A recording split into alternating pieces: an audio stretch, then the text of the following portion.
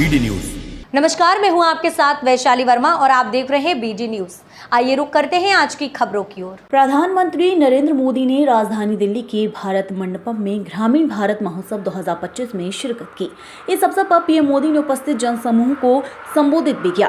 प्रधानमंत्री ने कहा कि पहले सरकारों ने गरीबी हटाओ का नारा खूब दिया, लेकिन गरीबी कम नहीं हुई। लेकिन बीते 10 सालों की नीतियों और इरादों की वजह से ग्रामीण इलाकों में बुनियादी ढांचे का विकास हुआ है और गरीबी कम हुई है। पीएम मोदी ने कहा, कल ही स्टेट बैंक ऑफ इंडिया की रिपोर्ट आई है, उसमें 2012 में भारत में ग्रामीण गरीबी 26% थी। 2024 में भारत में रूरल गरीबी घटकर 5% से कम हो गई है।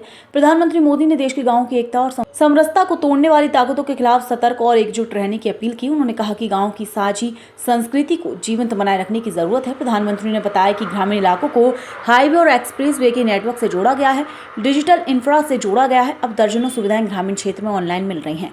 प्रधानमंत्री ने बताया कि उनकी सरकार ने गाँव में स्वरोजगार, रोजगार के अवसर बनाए हैं, किसान महिलाओं को सशक्त किया है। यानी सरकार की नीयत और नीति सशक्त भारत बनाने की है।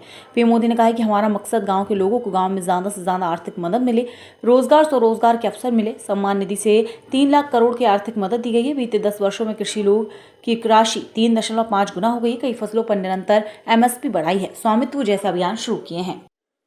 साथियों, आज देश में जितना रूरल इंफ्रास्ट्रक्चर पर फोकस किया जा रहा है, उतना पहले कभी नहीं हुआ।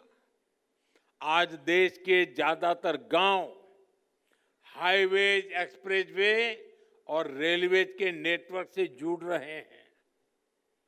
प्रधानमंत्री ग्राम सड़क योजना के तहत 10 साल में ग्रामीण इलाकों में करीब 4 लाख किलोमीटर लंबी सड़कें बनाई गई है।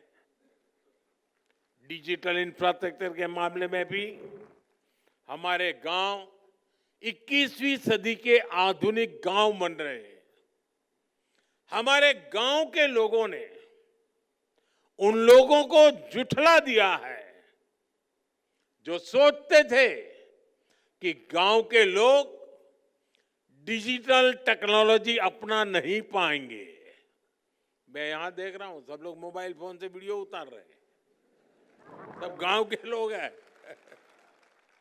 ग्रामीण अर्थव्यवस्था की मजबूती के लिए बहुत आवश्यक है कि गांव में हर वर्ग को ध्यान में रखते हुए आर्थिक नीतियां बने। मुझे खुशी है कि पिछले 10 साल में हमारी सरकार ने गांव के हर वर्ग के लिए विशेष नीतियां बनाई हैं, निर्णय लिए हैं। 2-3 दिन पहले ही कैबिनेट ने पीएम फसल बीमा योजना को 1 वर्ष अधिक तक जारी रखने की मंजूरी दे दी।